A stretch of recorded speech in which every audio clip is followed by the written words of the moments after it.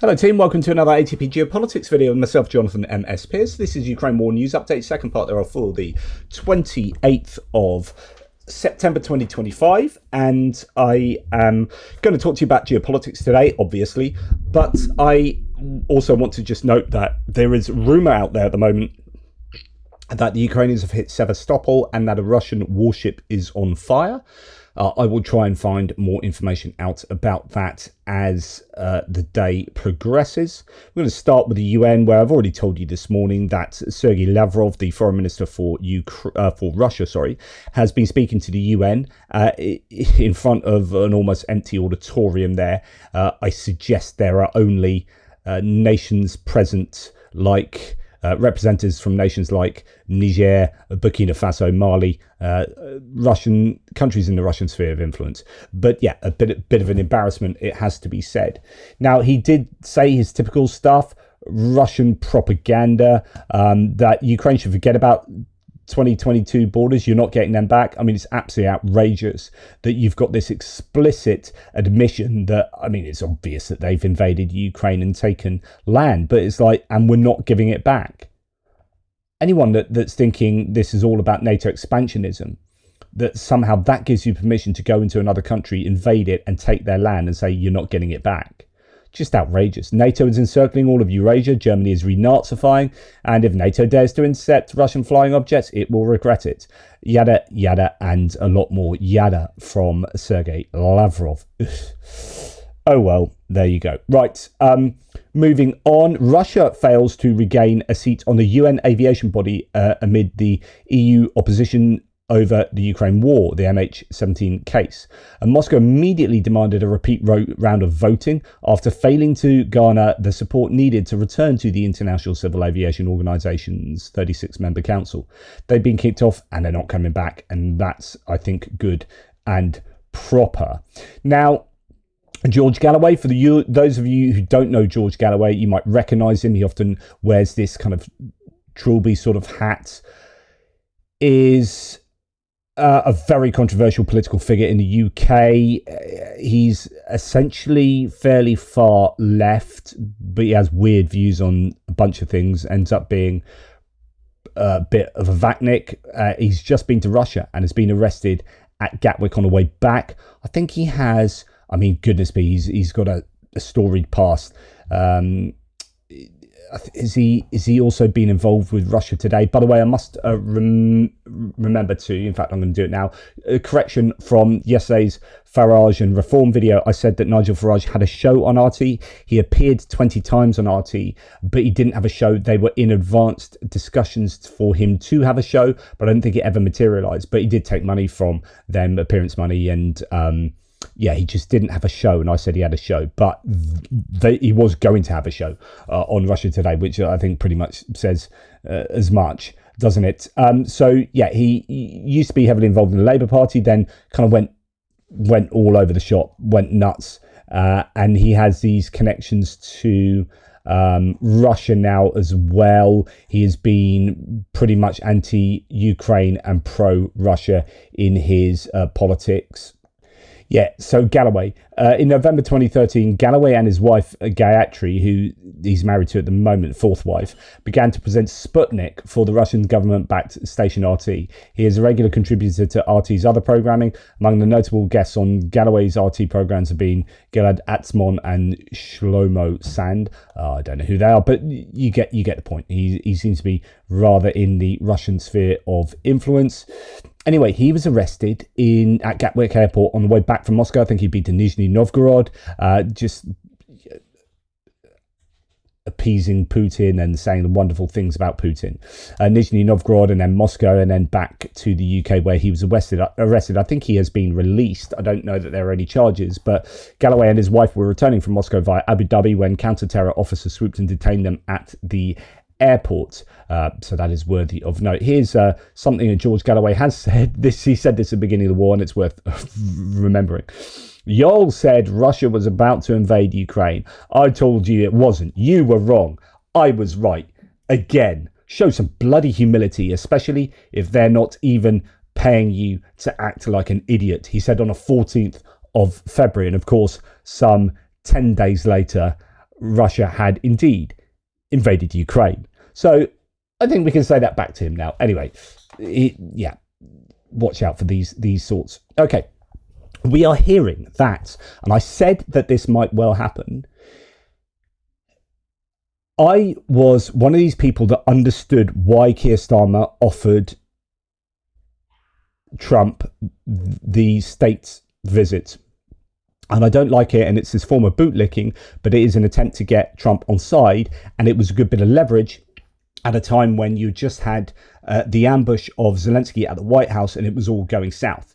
Then Macron went to the White House, and that went fairly well. Then Starmer went to the White House, offered this letter from King Charles to Trump, offering a state visit, and it was all, I think, pretty well, I wouldn't say manipulated, but it was well-tempered and organised by Starmer and his team. And I think, I understood why that was going on. Some people saying, what the hell are we doing giving away a state visit to Trump? This is horrible, blah, blah, blah.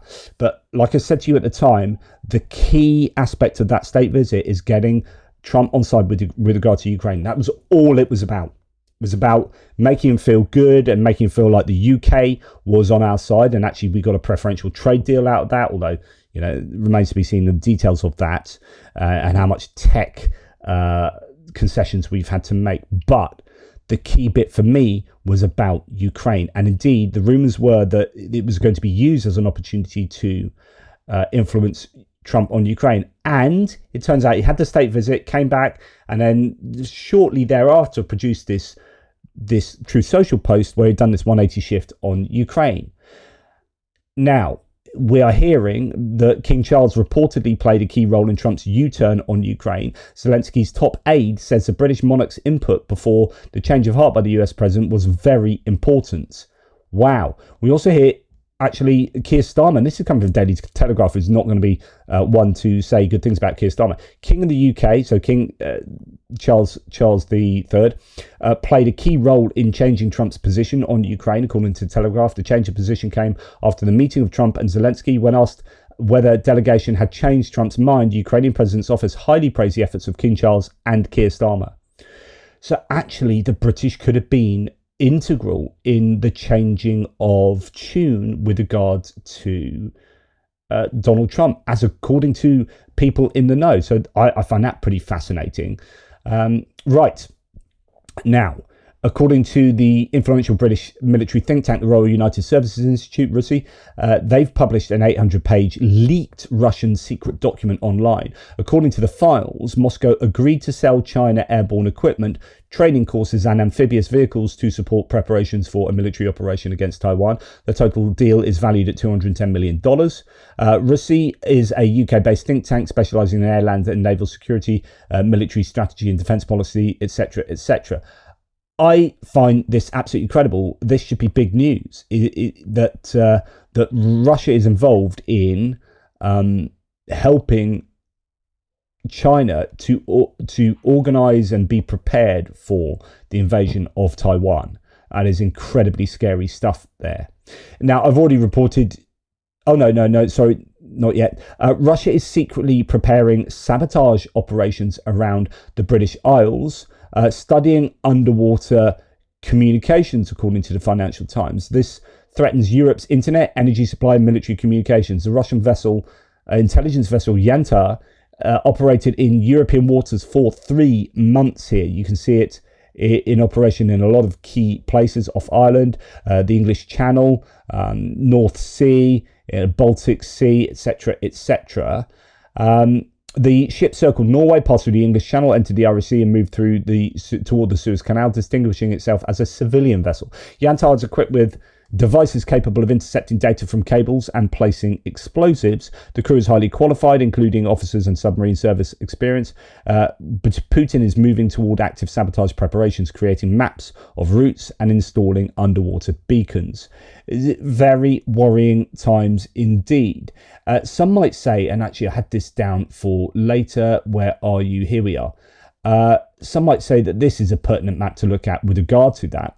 Despite Russia having only 3% of the Baltic Sea coastline, the civilized world continues to allow Russians to use this waterway as a primary enabler of much of its global terror operations as well as for the financing of its war machine. It's time this comes to an end. Now, some of it is international waters, right? So I don't know how much right people have here, but Finland, the Gulf of Finland and Sweden and Norway and Denmark obviously are bordering countries that have quite a lot to say about the traffic that goes past their countries. There are certainly calls for these nations to do more in terms of, I guess, not holding Russia to account, but in terms of putting pressure on the Russians and their shadow fleet as they operate around the Baltic Sea, etc., etc.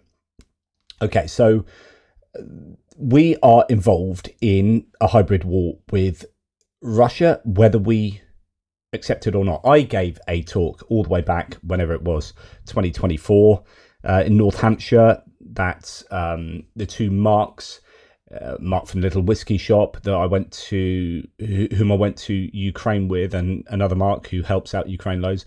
I gave a talk there to an audience where I was expressing that we are at war. This is World War III. Just most people don't realise it. Russia is a nation that is at war with much of Europe. We just don't realise it. Our general public. I said this to my missus this morning in bed, actually. I whacked on CNN News and just watched, they were talking about Ukraine, they were talking about Russia in a number of contexts, and I was just saying, look, most people out there don't realise that we're at war, but we are doing loads. Britain is involved, we've got troops out there, we've got stuff going on that people aren't aware of. We're at war, and Friedrich Merz here, the Chancellor of Germany, understands this. So he keeps talking about this. He said, for example, just the other day, Merz has said that talks about peaceful life in Germany are over. He explained that due to the increase in the number of hybrid attacks on critical infrastructure and cyber networks, the country has ceased to live in peaceful conditions. I don't know who cyber attacked Jaguar Land Rover, but our government's just issued a £1.5 billion loan to Jaguar Land Rover because they were cyber attacked and they'd been unable to build any cars for about a month, and their entire supply chains are now unable to sell their stuff to Jaguar Land Rover. Contracts are unable to be fulfilled, etc., etc. Now, I don't know if that's Russia, but Russia is involved in heaps of cyber attacks around Europe, attacking our economies and our infrastructure and our services. We need to, I think, recognise this, like Germany is doing, far more openly, far more explicitly. Now, then you have Belarusian dictator Lukashenko here saying a peace deal favourable to Ukraine is on the table, and warns that if Kiev refuses a peace deal, Russia will seize the whole country. He adds that he wants to speak with Zelenskyy. Just what? That he is seriously saying that Ukraine will be lost. The entirety of Ukraine will be lost to Russia if they don't sign a peace deal that's already on the table now. I mean, what a wild threat and crazy prediction that is. Now we're going to move to Hungary. Hungary's hinted it could block Ukraine's EU accession after Kiev banned entry to several Hungarian commanders. I've been talking over the last couple of days that there's been this growing spat between Andriy Sybiha, Peter Shihata, the two foreign ministers of the two countries, and then Zelenskyy as well, in terms of these drones that have supposedly entered Ukrainian airspace from Hungary and are getting up to potentially no good. There was another claim that came along that was that the Hungarian drones that were spotting for the attack on the Flex industrial manufacturing plant that's American owned near the border with Hungary, that Zakarpattia area. So all of these things are going on that at the moment, with Hungary, because we can also talk about the Druzhba pipeline being hit and EU accession and veto to the military package from the EU, veto to EU accession, veto to this, veto to that. Hungary are right at the centre of it all. It is a very, very contentious relationship between these countries. And actually, I reported this morning the interaction between Peter Shihata and Andrei Sabiha, and Andrei Sabiha started his tweet off as something like, for all those blind Hungarians, that blah, blah, blah, blah. And someone rightfully pointed out that actually that's fairly dangerous rhetoric, that really Ukraine should try and be as neutral as possible, because Hungary is an important country in supporting Ukraine in a number of ways.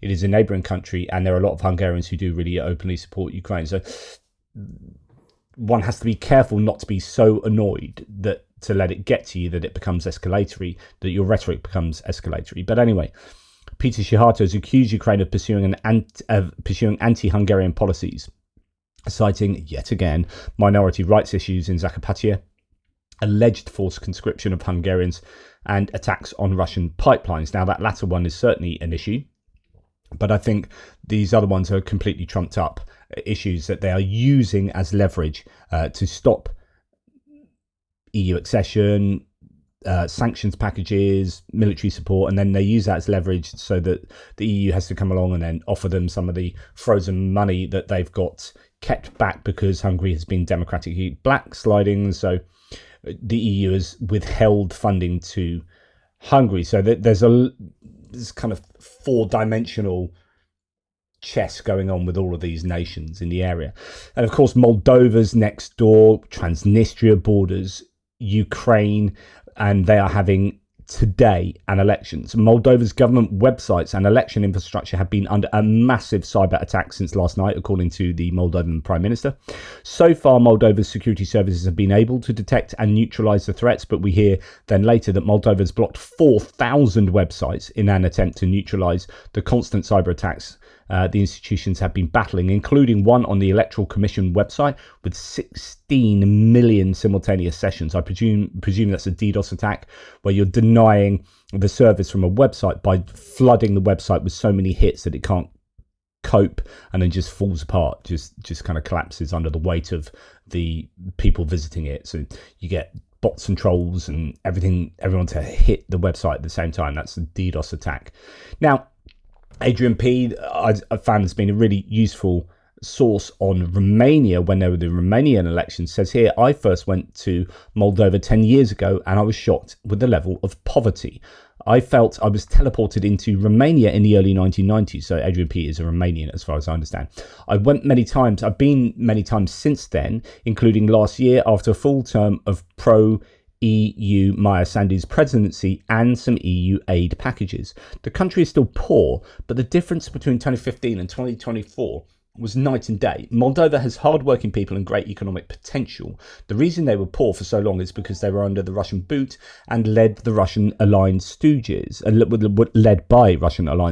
Today, Moldova votes to outgrow its Russian past and realise its potential, or to sink back into misery and poverty. It's a pretty simple choice. I have faith in our Moldovan brothers.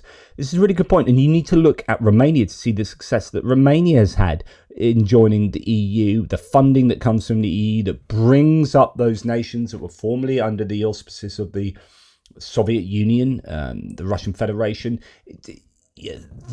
There's no doubt that Eastern Europe was poor as a result of that command economy approach to running an authoritarian approach to running these countries, right? The EU is good for these nations. There's no doubt about that. And Moldova would, I'm absolutely positive, if all the electorate were to have access to the proper information, they would surely vote for a pro-EU parliament, essentially.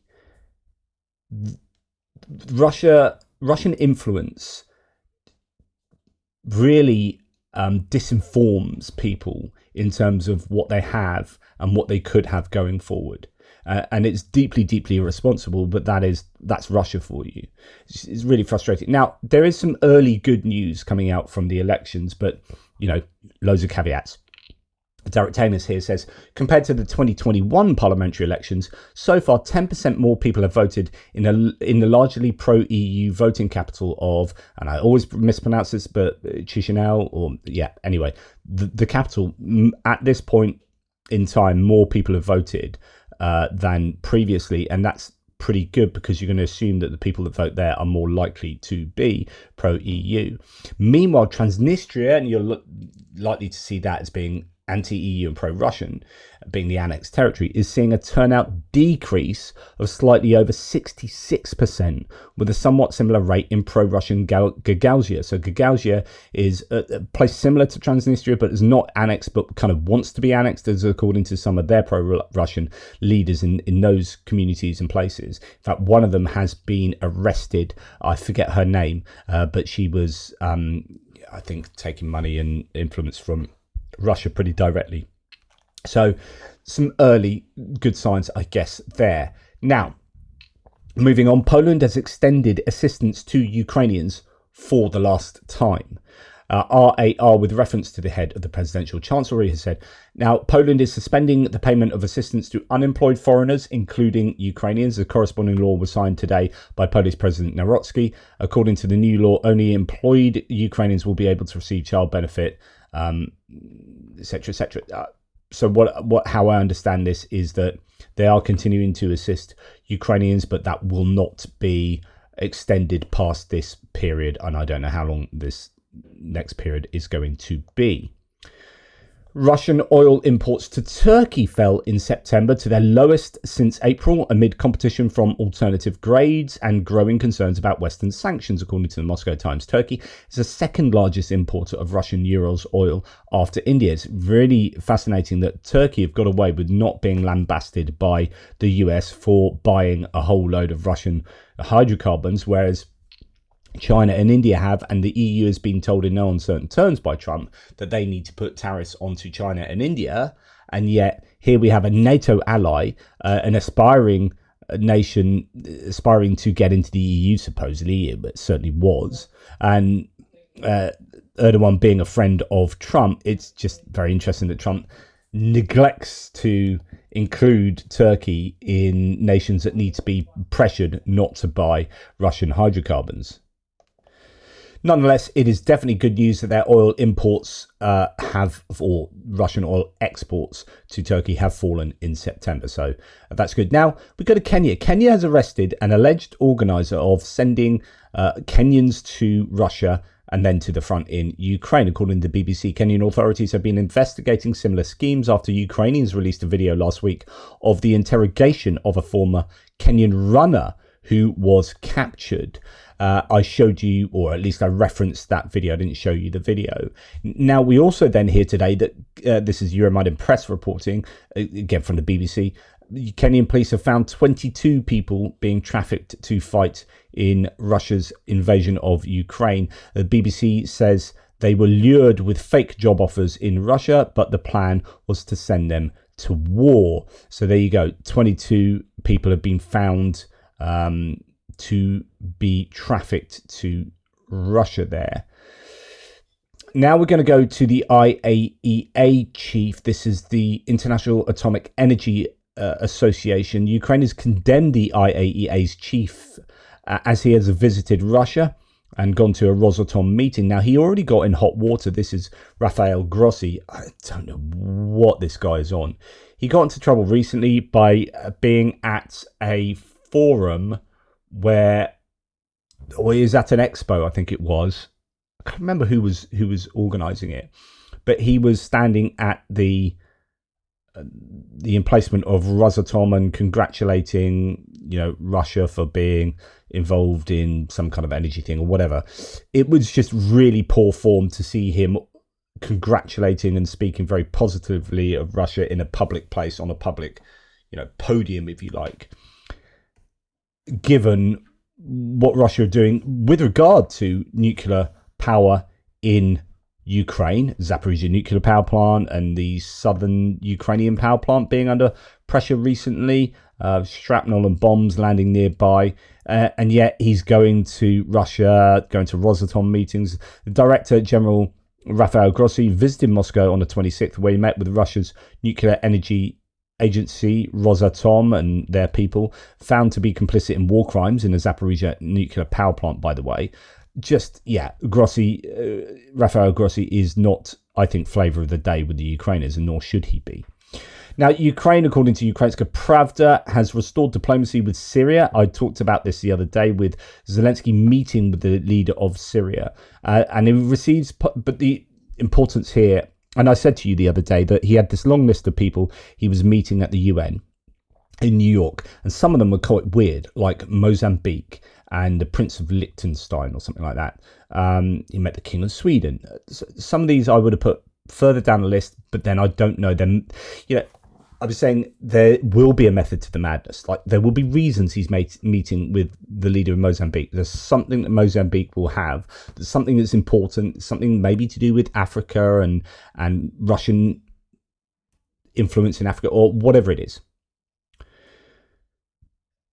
But he met with the Syrian leader, and that was definitely an important person to meet with. I said, look, Brazil, top of my list would be Brazil, India, Syria actually would be up there, because that there's still the port of Tartus on the Mediterranean in Syria that the Russians do seemingly still have access to. There's a Khmeimim air base that I think they still have some kind of presence there. So Zelensky says he's received positive signals on Russian assets.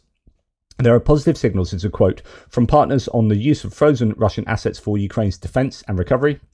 We're working to expand our defence production and begin controlled exports of Ukrainian weapons. Another agreement was reached on this, and we are already working with 4 countries to open our export platforms. We have restored diplomatic relations with Syria and continue to work bilaterally for the security and development of both countries.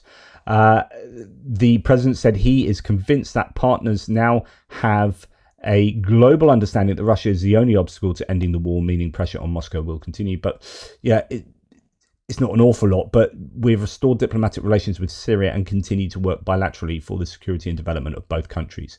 It is really important that Russia is not able to convey an advantage from Syria, from their relationship with Syria. I mean, goodness me, it should be that they are thrown out of the country in no uncertain terms. Their involvement with the Assad regime, housing Assad in Moscow. There are rumours that he's been poisoned, by the way, in Moscow. But you would have thought that the new leadership in Syria would have thrown the Russians out straight away, but it didn't quite seem to happen. So there's something funky going on there. And then we hear that Russia is trying to weasel their way into one of the North African countries. I can't remember which one it is. Not Tunisia, Algeria. No, it's not Morocco. One of those countries, I think they're trying to get involved in, or was it Libya? Maybe Libya. In a way that they were with Syria, because their involvement in Syria was not really to do with propping up the Assad regime, because they thought Assad was a lovely guy, and it was not so much a political decision. I mean, it was, but the end result was, or the end goal was, the geography there, the stopping of an alternative pipeline going through Syria. That was important because that would be a threat to Russia, and also the air bases and ports that Syria offer to the Russians. And that was really what was going on. Now, JD Vance has been on Zelensky's lips, so to speak. Is JD Vance your biggest enemy in the Trump administration? Zelensky was asked the other day. No, he is not my best friend, but he's not an enemy. He can be a good friend of Ukraine. He has to come. You invited him several times. Why is he not coming? I don't know. I think he would love Ukraine. This is an obstacle, or shall I say, JD Vance is an obstacle, I think, to Ukraine in terms of the Trump administration. There are probably other obstacles below the radar there, whether it be, I don't know, Stephen Miller or whoever else from the Heritage Foundation side of things is pulling the strings behind the Trump, or behind Trump, pulling Trump's strings. JD Vance is someone that has been pretty critical of Ukraine and critical of Zelensky. Remember the ambush in the White House in February, where JD Vance was the bulldog there. So I think Zelensky here is probably being quite diplomatic. But do you know what? JD Vance and Trump have both been offered out to Ukraine and have both refused, where Biden managed to go and make that, and he was 964 years old at the time. So like, these two not going, I think is pretty poor form, but it kind of tells you all you need to know. Wall Street Journal is reporting that Xi Jinping, amid the US desire for a trade deal with China, intends to press Donald Trump to oppose Taiwanese independence. He's no longer satisfied, Xi, with the Biden administration stance that Washington does not support Taiwanese independence. We have news that Russia is working with China to prepare them to invade Taiwan. We've had rhetoric from Trump that he isn't as supportive of Taiwan because actually they're a competitor in the domain of microchips, microelectronics.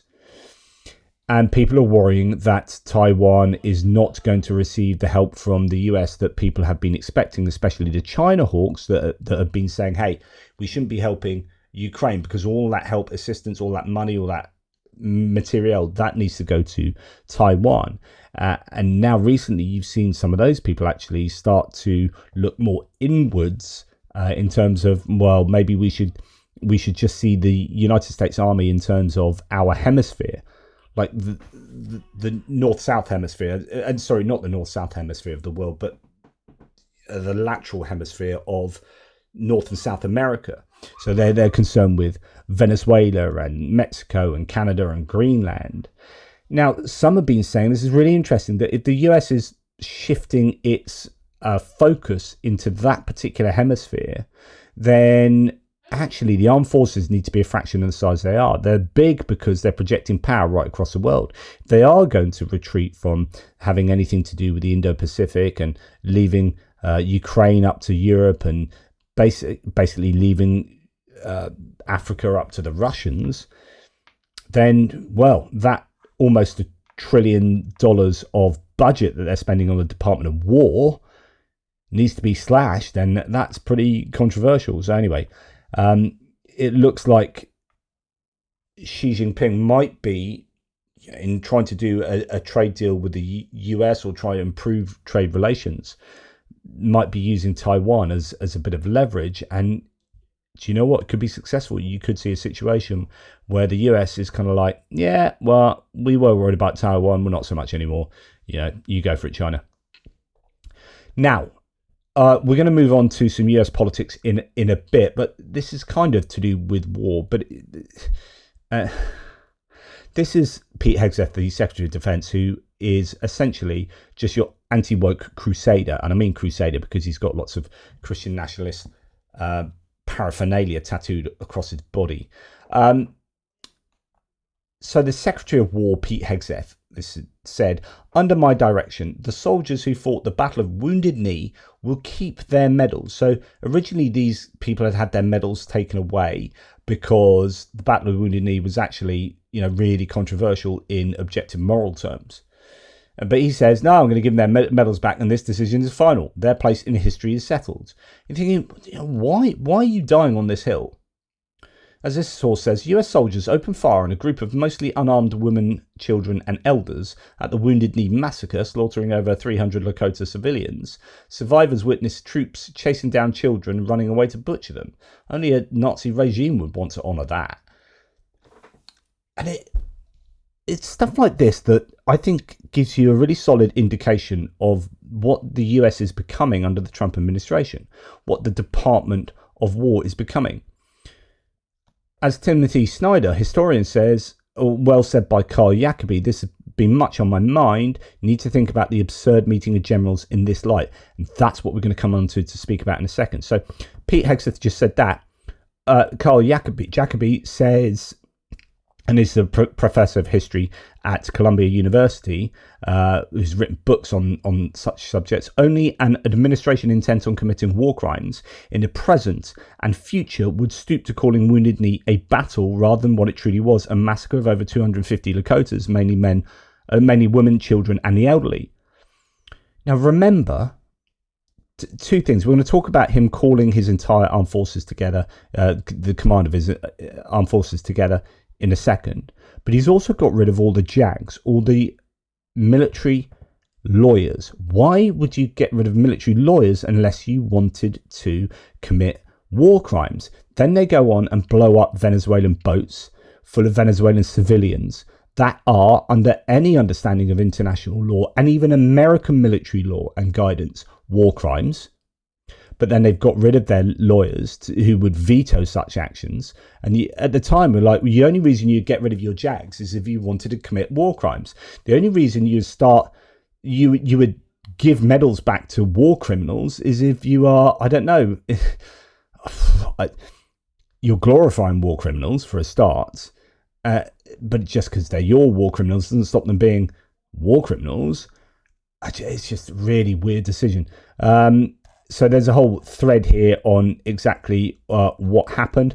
Just very quickly, US forces surrounded a community of Lakotas along Wounded Knee Creek in 1890 and used a new invention of rapid-firing Hotchkiss cannons to kill large numbers of the population.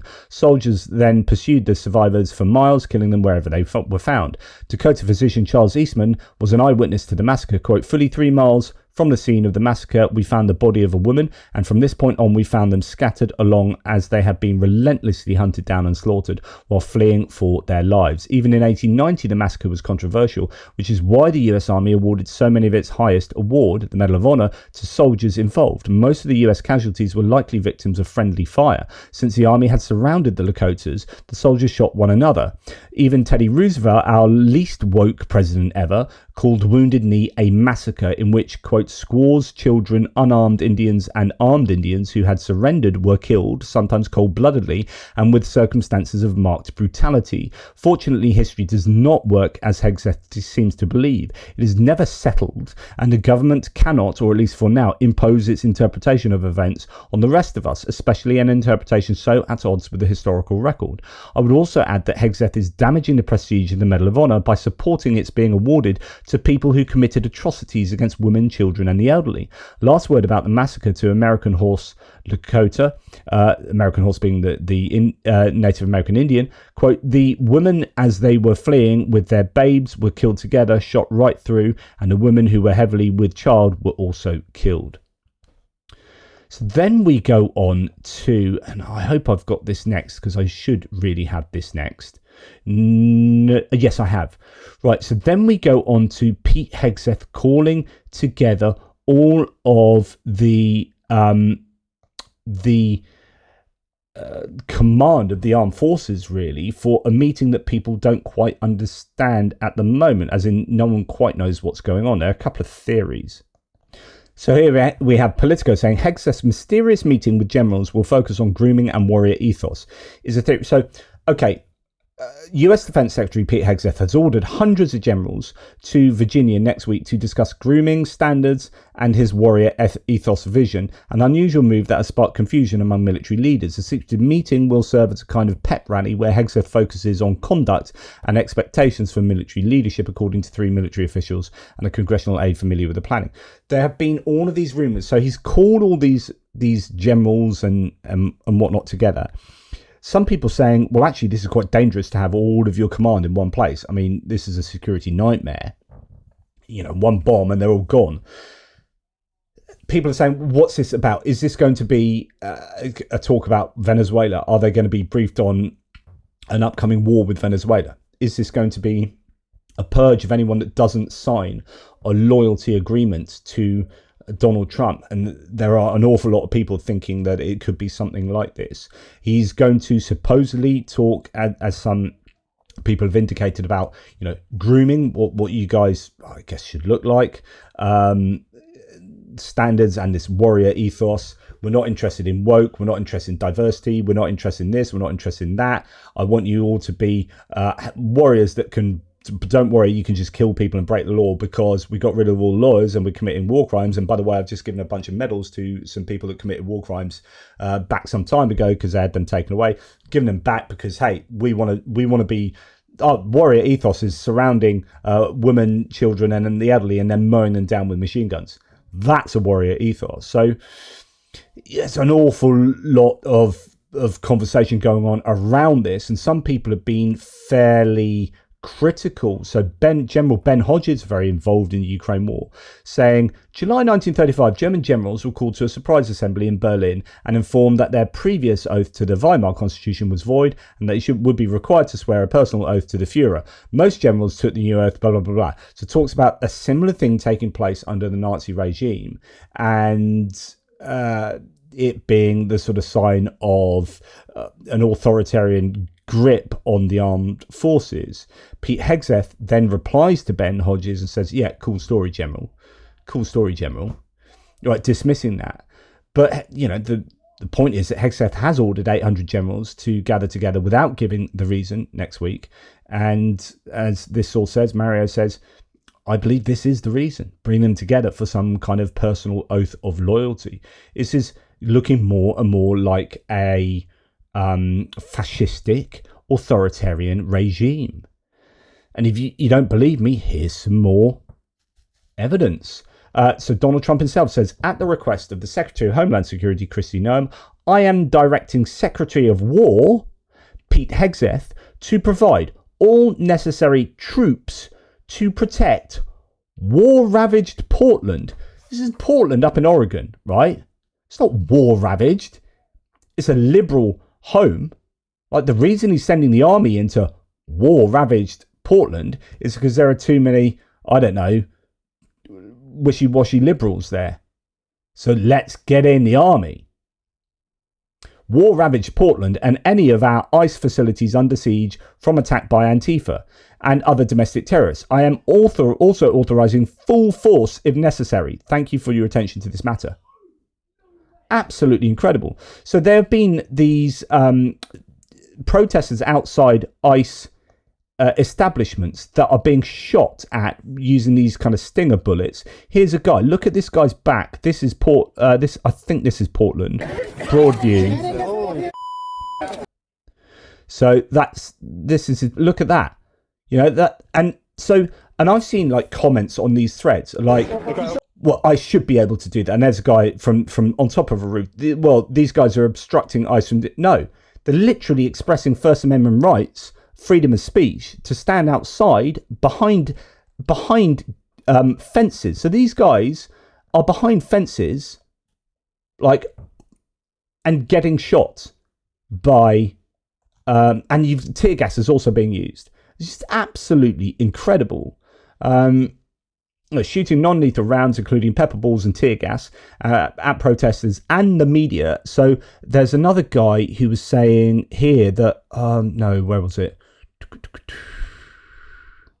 No, I was listening to another guy who was saying that it might be at the end of this. Yeah, it's this guy saying that they were shooting at the press as well. The footage where you hear something whizzing by me, those are like sting balls or pepper balls being shot from a sniper that was on the roof. Pepper balls being shot from a sniper that was on the roof of the federal building where ICE is operating out of. They had a guy on the roof shooting tear gas canisters and these sting balls that were just whizzing by, and thankfully we had to duck. You know, they were shooting at press, anybody, it didn't matter, press, protesters, they were just shooting, and we actually had to duck down a couple of times because they came right over our head. One press got hit in the face with one of the sting balls. So yeah, just what is going on? Where he's sending the armed forces into California, into Washington, into Portland. What do you notice about all those three places? And Chicago's been mentioned as well. What do you notice about them? They are all blue places. They're all Democrat places. So he's literally saying that Portland is war ravaged. Portland, Oregon is not war ravaged. I will provide all necessary troops to protect war-ravaged Portland and any of our ICE facilities under siege and attacked by Antifa.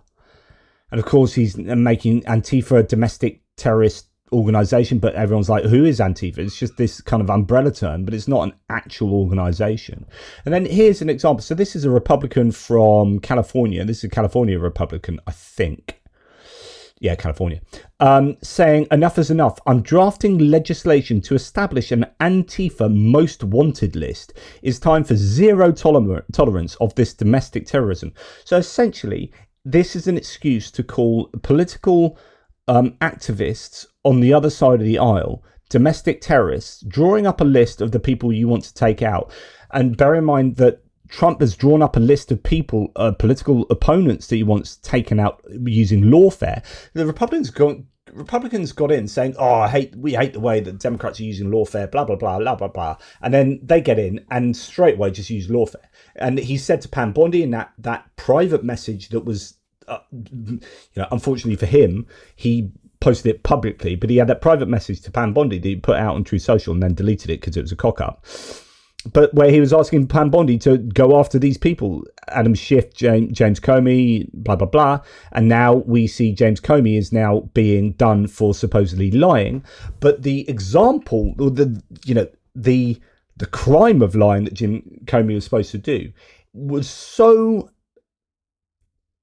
petty that actually all of Fox News and the entire Trump administration could be done on using that as a benchmark. I mean, it's incredibly dangerous. But yeah, just going after political opponents, but then also going after political opponent activists as well. So this is, from the bottom to the top.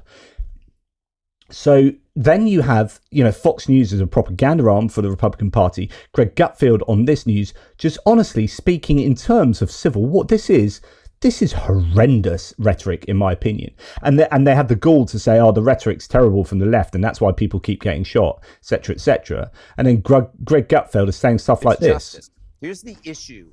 Here's the thing you got to remember about mutually assured destruction.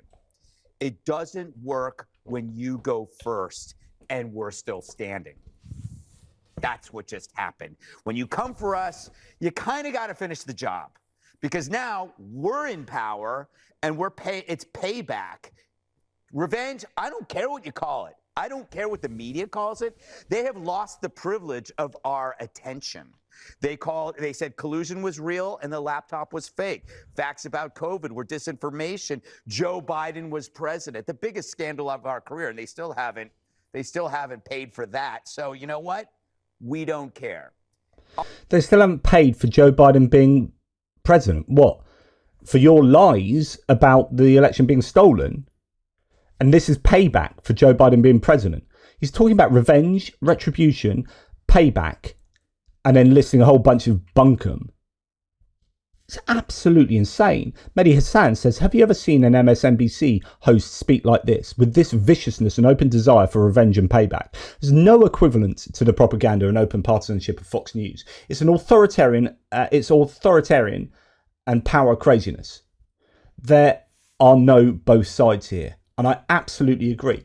Be worried. And Fox News is facilitating this kind of activity. And, this kind of activity also includes just horrendous scenes that are carried. Like, I've reported this previously, but I probably haven't done so for a month.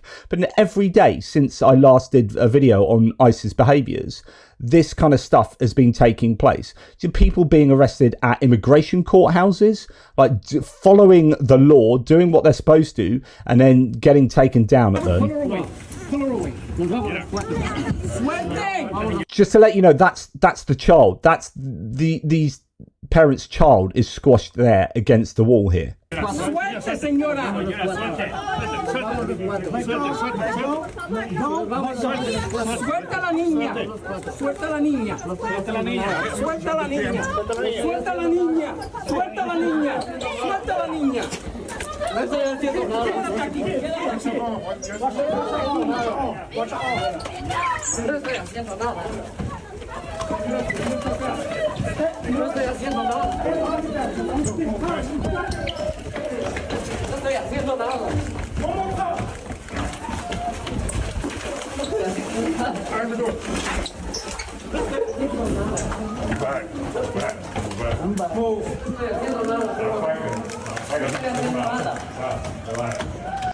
Balaclavaed people just bundling others away, disappearing them.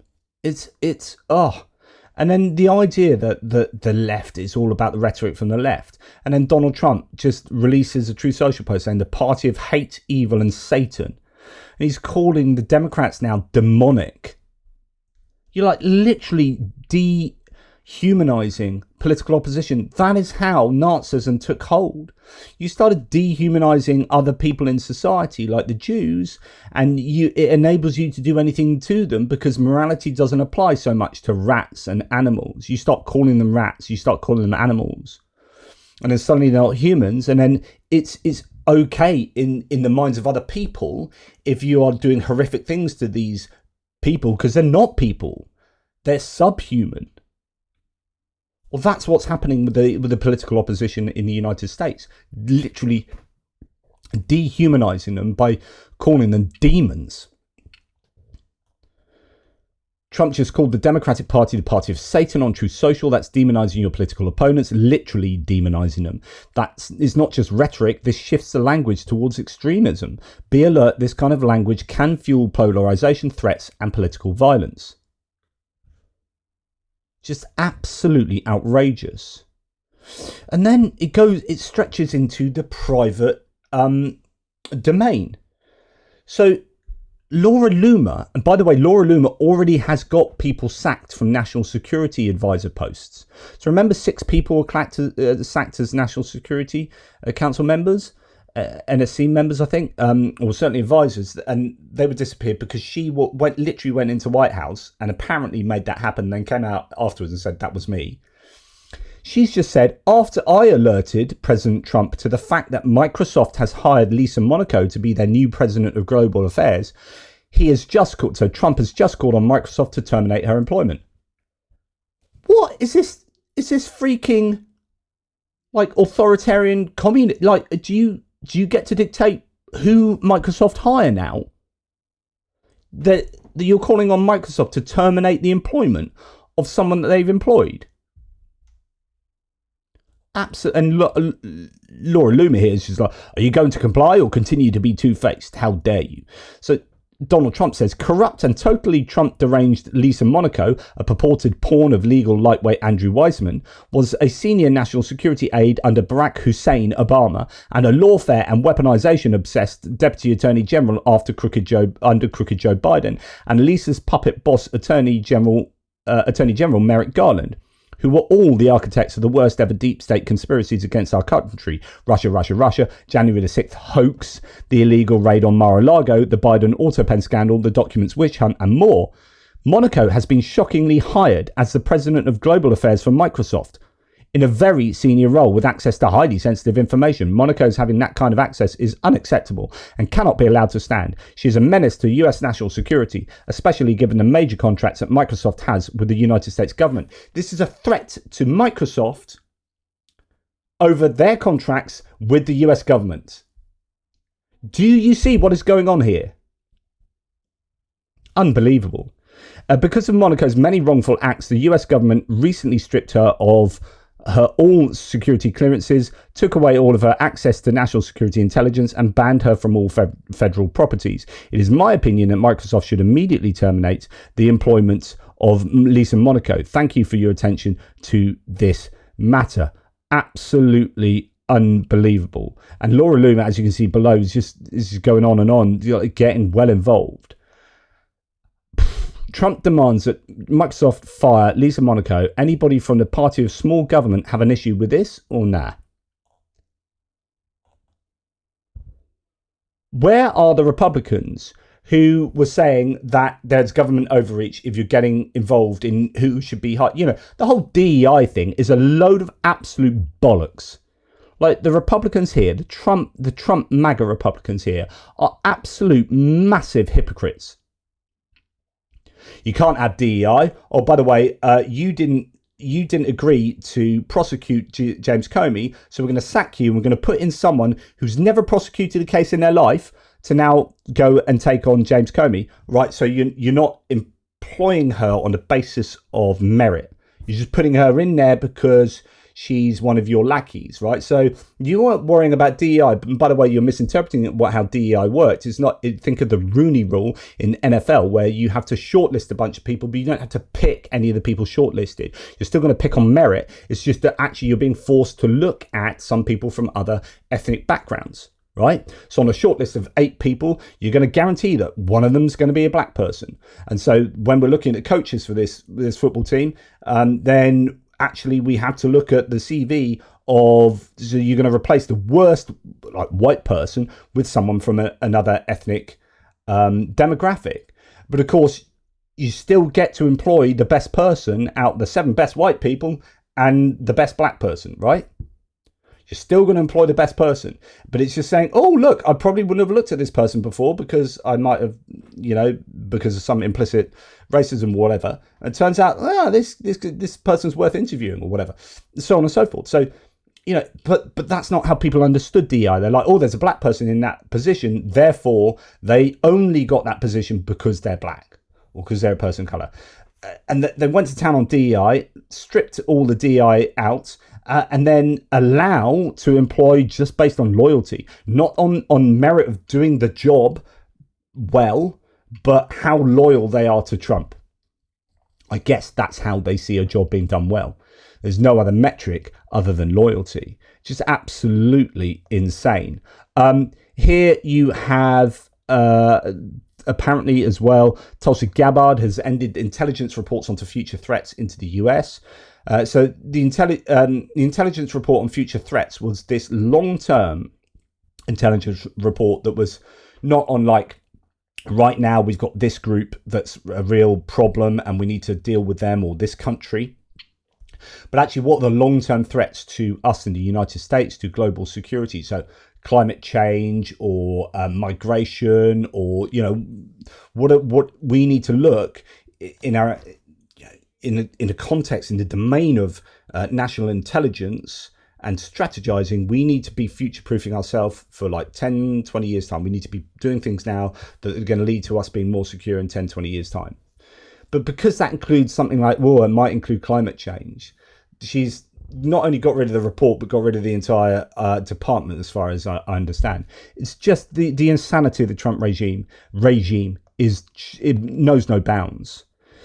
And this is at the same time that Elon Musk and Prince Andrew and Steve Bannon have been named in the Epstein files. So Mehdi Hassan says, such a bad week for Musk. He spends years obsessing over paedophiles, only for the New York Times to accuse his dad. So not only this, so Musk appears now in the Epstein files. So that's interesting.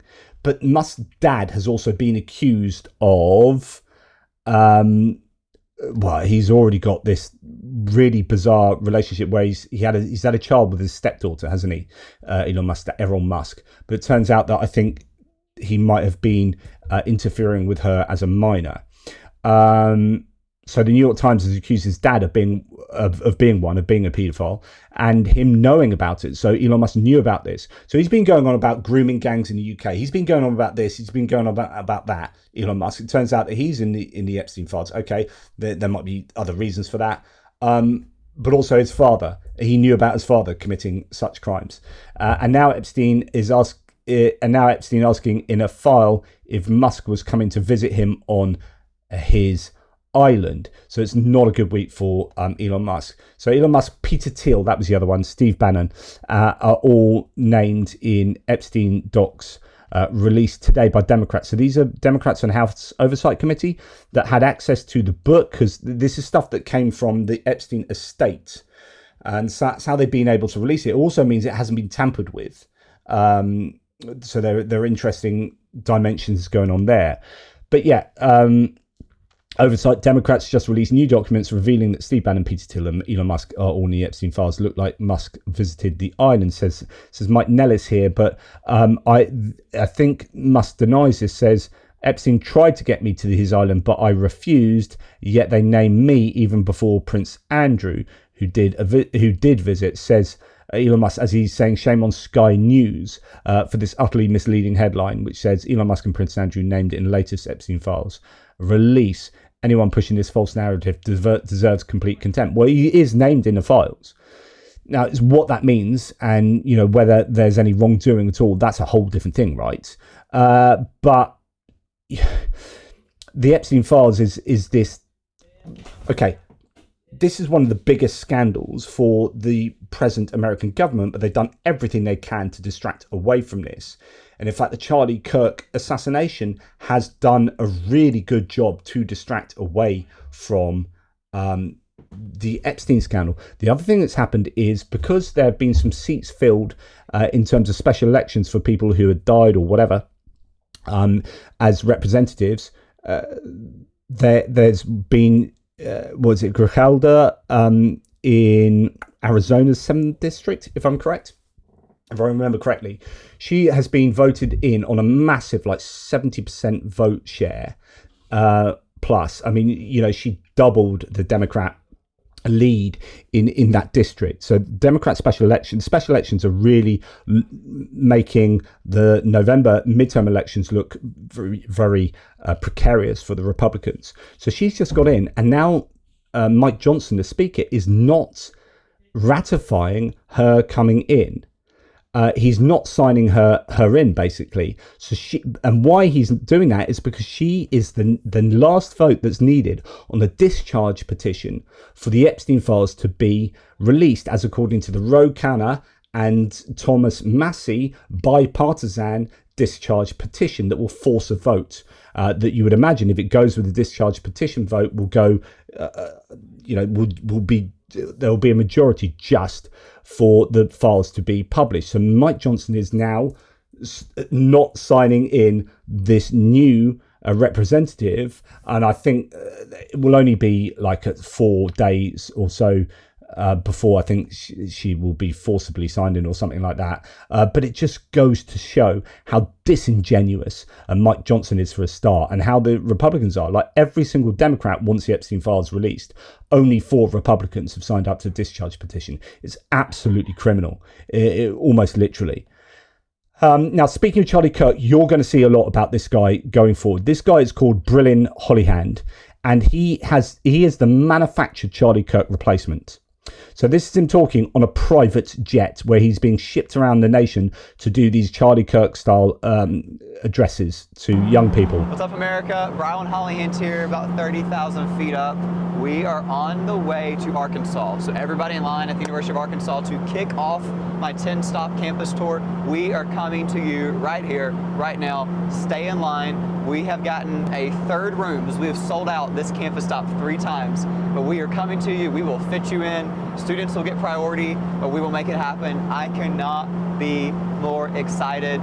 We are back. We are on the road. We're coming to you one conversation at a time. If you're not at the University of Arkansas, we're coming to a campus near you soon, so check out my tour dates. We'll see you super soon. Yeah. It is all very manufactured, but Brian Tyler Cohen said, we can't wait to hear why the private jet kid thinks the minimum wage should remain as it is. Ouch. It was interesting. I think he was interviewed almost straight after Charlie Kirk was assassinated, and his smiling face was there, and it was, it all just seems just so almost as if it was ready to happen for him. Now, talking about sort of free speech and whatnot, the FBI have apparently been firing agents who were photographed kneeling during a 2020 racial justice. You remember the Colin Kaepernick thing about kneeling? The idea that, if you're going to protest, do it, the BLM protests, this is horrible. I hate this violence. If you're gonna protest, you should do it peacefully. So Colin Kaepernick knelt for the national song and national anthem. Sorry, MS moment there. He knelt for the national anthem in an NFL game and then hasn't played NFL since. It's like, hang on, you were just saying we should all be peacefully protesting. We're going to protest at all. As soon as someone peacefully protests, you excoriate him. Donald Trump went to town on him, and that was the end of Colin Kaepernick's career, right? You're like, that's absolutely ridiculous. The guy did like the most peaceful form of protest, a silent protest. All he did was get on one knee, and the guy was taken to town for it. Anyway, that then spawned the kind of going to one knee at sporting events to signify that you are aware of racial injustice. And FBI agents who have been photographed doing that have now all been sacked in the protests that followed the death of George Floyd, according to Associated Press. So a lot of free speech absolutists are being awfully quiet about this sort of thing. So, you know, the idea that you should have the freedom to speak how you want to and not suffer the consequences of what you say, and kneeling as a form of free speech is like you are kind of speaking with your body, right? So the free speech of kneeling, on the one hand, they're like, oh God, the left are so cancel culture. We should be able to have free speech. We should be able to say what we like. And then as soon as these guys get into power, they look at anyone that said anything previously and they sack the lot of them. They purge the military. They purge the civil service. They purge the FBI. And they ask for loyalty tests. And if you've ever been caught kneeling or ever been caught saying something on social media, you've lost your job. Oh, but we're free speech absolutists. Honestly, I've never known 7 months of such rank hypocrisy. 7 months of complete embracing of fascistic authoritarianism. It is disgusting. And I think history will not look well on the Donald Trump regime. I think they are trying to be as close to the Kremlin as they possibly can in terms of activities. They're following the Viktor Orban, Vladimir Putin playbook here, and it's looking more and more like 1930s Germany with each passing week. Anyway, that's enough from me. Thanks for watching. Take care. Have a happy Sunday. I'm sure there's better news. Maybe I should show you a picture of, I don't know, some kittens or something. Toodle pips.